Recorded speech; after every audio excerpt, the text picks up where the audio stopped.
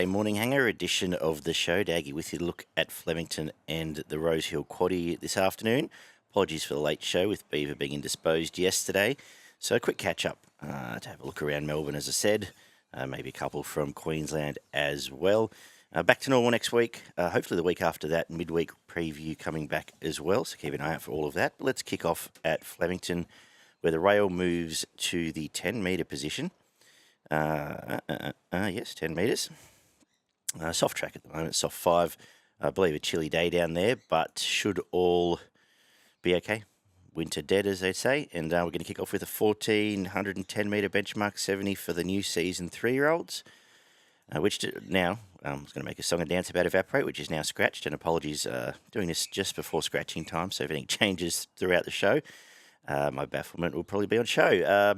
Detroit City on top here, saved from last week. Rolls forward, gets control. Should be fairly hard to beat. I did like the win of War Party, which went back out wide and was pretty impressive. Both coming off wet tracks, back to drier tracks, maybe the knock, but I think those two fight out the finish in the first. Second is a 2,530-metre staying contest with a short price favourite in Berkshire Breeze. Don't want to take $1.50, not even a little bit. All it's done is beat up some average winter stayers, and I'm more inclined to back Post Impressionist here. I thought it, won a nice race over the Sydney Carnival, just didn't handle the quick back up into the week after there. Comes here, as I said, takes on a horse that's just been leading and beating up Nuffies, and I think it's a live chance. 370, I think it starts probably shorter, to be honest. But I think at this point in time, it's the better horse, at least on what's been exposed. If you want to back the favourite, good luck to you. I don't know if she's knocking it. I just don't think the price is quite right. I think they're the only two. But at the price, I'll take on the slide outside of there. The third is back to the 1410 for a girls benchmark 84. I think there's only two hopes here. The first being Ithadtobezou, who just gets complete control. Here it was dominant, sitting outside lead last time at Sandown. Comes to town. I couldn't really find any other pace in the race. Mickey D won't mess around. I think he'll take it up. If he does, jump, lead, win. From Cindy Falls, who was good last time out, Gate 1 and Blake Shin, I suggest probably won't be as far back. My big fear there is, it getting completely lost with no pace up front, but a bit of intent from Blake Shin puts this in the finish. Again, another one with two hopes. We'll see what the prices get to, whether I do end up trying to cover the second one there, but I think it had to be one of the better bets on the card with the way the map sets up. The fourth is an 1,100-metre benchmark 84, and I'm going to put Midtown Boss on top. I did look to get it beat here, but loves the straight. Beautiful trial since the Wangoon run, where it was okay. And I couldn't really find a lot else. There's a couple of little bits and pieces away from it. The two main ones for the early Quaddie, I think, being the two first up for the new stable. Mautai, first up for Peter Moody, is very interesting. It's double figures, nice jump outs. It does have a good first up record in some decent company along the way. And Fortunate Kiss, who goes to the Kenilworth stable. I thought the trials there have been great. Mautai's usually wound up first up, but it's just Fortunate Kiss might be more wound up here first up to have a crack, and perhaps can also run into a hole for us there. The fifth is a 1,620-metre benchmark 84. Very keen here on the chances of the bottom weight. Step Aside, third up, when it usually goes quite well. I thought the last run was quite good, just out on a limb there. Stuck on very well. We had no cover and was very brave fire running into fourth or fifth. Goes down to the minimum weight. Gets Jamie Carr, and I think will be a target. Third up, ready to go. Pretty keen around the $7 mark, actually, just looking at the prices, as I said this morning. So it's on top from Rise at Dawn, who rolls across from outside gate there. I think takes up the running with Georgia Get Mad. It's going well enough. Now deep into the prep. It's new season, 4-year-old. It'll be in the finish. And I think next best at a price, Frumos, who actually showed some pace last start, does the same here from inside gate. I think can run into a hole at around 20-1. Miracle Spin also goes into any early Quaddies I'm doing on the day. The 6 is the feature, and you know, the next step on the way to the Spring Carnival, Aurie Star, a Group 3 up the straight. And this race sort of got better the more I looked at it, with live chances up and down the card. I'm putting Right to Party on top, another new season 4-year-old mare who just has 2 lovely wins up the straight. Overcame some trouble last time out to win well. Gets gate 8, so it'll be back in its swooper spot. And I've got it on top from Nicolini Vito. Horse is going great guns, freshened up back to the 12. Will be in the finish. And Zarastro, I wanted to pen coming off that Queensland stuff, but that was a nice enough win last time out. And another typical Melbourne setup where on paces probably get favours, so it is also a live chance. I'll get to the quaddie a bit later on. The 7th is a 2,000 metre benchmark 78, and I'm going to spec St Vincent's Garden here. Second up, in Australia, coming off a heavy track run up in Queensland. Held up in the late stages there as it hit the top of the straight. Hit the line quite well. Trip down to Melbourne. Damien Lane jumps on, meets an average field. As always, where it gets to in slowly run races is always a concern, but I think a live chance again. So I'll put it on top, and going to put British Columbia next best. Finally broke through, showed up some pace. Amazing what happens when you take up an on-position pace down there. It run well. It's next best. Star Vega, a little fighter, gets Blake Shin the other chance. The 8th is a benchmark 100, where over 1,410 metres, where most of these are attached to each other and half the time feel like the same horse. So looking elsewhere, looking for a first upper here in Holymanz. Trialled well enough. Mark Zara takes the ride. I wouldn't say they're spectacular trials, but they're okay. And its best stuff is lengths better than this. It has a second to a tissue, which was great over the carnival, and some other races there where it was heavily backed and ran well.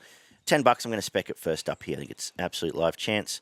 Asterio was very good last time out. Another one that led and ran away, but Gentleman Roy becomes the fly in an ointment now. I think Blake Shin will get the pace right, though. It is next best. The fact I can get each way for both leaves me sitting pretty comfy there, and that's the way I'll play that race. We'll wrap up with a 1,200 metre straight race, benchmark 74 level. Don't like gate 1, and I don't like 18 months between wins, but I'm going to put Heuristic on top. Jamie Carr again. I thought his last start was pretty good. Made an early race move. Just got nabbed late. Showed enough fight there, and I think in a race not overflowing with winners, I'll put it on top from Shame, who I will cover. If you pulled up with Mucus last time out, the first up run was very good. The fact they've come back on a 10-day backup after that, Mucus suggests the horse has probably pulled up quite well. Double figures, goes in the quaddie, goes in everything I do there. And Dazzling Lucy finds the outside fence off a Sydney run. That has to set up pretty well down there, so it is also a live chance. At Flemington, look at that, a whirlwind look through there. My best, race 3, number 5, Ithadtobezou. I think Mickey D's in for a big day once again, so keep an eye on him. My value, race 8, number 2, Holymanz. In terms of a quaddie, let's have a look at this. First leg, 1 Zarastro, 2 It's Our Time, 4 Nicolini Vito, 8 Right to Party. Second leg, 1 British Columbia, 3 Lording, 8 St Vincent's Garden, 11 Star Vega, and 13 My Brother's Keeper. Third leg, we'll go with 2 Holymanz, 3 Astero, 4 Rheinberg, 7 St Lawrence, and we've lost Mr Bonneval down the bottom there. So if you want to put Gentleman Roy in being on pace, go for your life. Last leg will come in with 4 Fission, 5 Heuristic, 8 Kiko, nice resumption, 9 Dazzling Lucy, 11 is out, 13 Shame next best. So $100 gets you about 20% of that quaddie with the scratchings there. As I said, I only had time to look at the Rosehill quaddie legs with a few commitments and kids' birthday parties over the last week, but all that's past us now, so back to full-time next in the coming weeks. But Rosehill, Rail 7, track soft. Back in my day, it was just 6 and true at Rosehill, but Rail 7, we've kept the hoses away. I suggest we just treat it as on pace until we learn otherwise. And, well, very quickly, I did look at the first race, but I didn't find much. If Lady Boss leads, probably can win that. But quaddie kicks off in the 7th with an 1,100 metre benchmark 78. Best horse here, I thought, was Stromboli. This isn't a blow-away field full of Saturday competitors. It's $8. Trials were very good where it showed some pace. If Zach Lloyd has some intent here, can box seat perhaps, and if it does, can fight out the finish. So around $8, I'll put it on top to kick off the quaddie. This Compelling Truth comes off bush form, but every one of its wins have been very impressive of late. Well, very well-bred horse too. Saturday bred, I think, out of Speak Fondly. Might have some ability. Does have to do it in town, the concern. No knock on Springley, the favourite, just was looking elsewhere. The 8th is a 1,500 metre handicap, and it went away from the lead-up a couple of weeks back and got stuck with the Grafton Cup form, which saw Cepheus and Estadio Mastella fight out the finish there. I think they do it again. I think Estadio rolls forward. I think Nash rolls across and sits outside lead, and I don't know if the chasers are in this. We'll go with, I'm going to put Cepheus on top because we're always getting a price, but it's always lumping weight, but very good win last time out. Thanks to Nash, of course, but he's here on him. I'll cover both. Hopefully I can get around $5 for each, and we'll see if that can do the job for us. Robusto next best. Had a lot of work to do last win, and that was a good win, so definitely goes in the quaddie. The 9th is a 1,300 metre benchmark 94. No update on scratchings just yet. You know, Dana Star's still in both. Little Kazoo goes on top here. Jump, lead, win. Was very good last time out. Tommy Berry did the job. Gets, in my head, the rail in its favour, but we'll just see how it plays out by this time, and it's clearly on top. From Dana Star, who does do the stalking. It's either here or in the next race. I think it's live in both, given the fact that it'll sit on pace. Gravine is going very well where it gets to use a concern, and obviously Contemporary is a live hope for the quaddie as well. But I think Kazoo, one of the better chances here. Let's wrap up with a 1,400 metre benchmark 78. If Little Contro uses gate 1 here and doesn't get buried to 3 or 4 back, it's going well enough to win again. I think this isn't an overly strong race, but it goes on top, as the market has agreed with. There's a few roadblocks up front, though, and it does run the risk of getting buried back there. So I think I might also cover Nails Murphy, who was pretty good last time out, over the mile, a bit further actually, over the 1,800 metres. Probably just didn't run out, but was the mile. Now we're back here to 14. Stuck outside lead though, and just got run over from the fence that found the outside. The horse that found the outside fence. So it at $8 presents a little bit of value. If they're here, Down a Star and Silvanito live chances for the quaddie, which I may as well get to now. First leg, 3 Stromboli, 4 Compelling Truth, 5 Memoria, big price, 9 Springley. Second leg, 1 Cepheus. I can't completely pen that lead up as much as I'm betting against it myself, but 4 Robusto, 6 Jojo's a man off the win, 10 Estadio Mastella. I can compete because the 2 I liked out of it are scratched. So, yeah, I have pen the lead up. That'll do. The third leg, 3 Contemporary, 6 Gravina, 10 Kazoo, 13 Dana Star should it be here.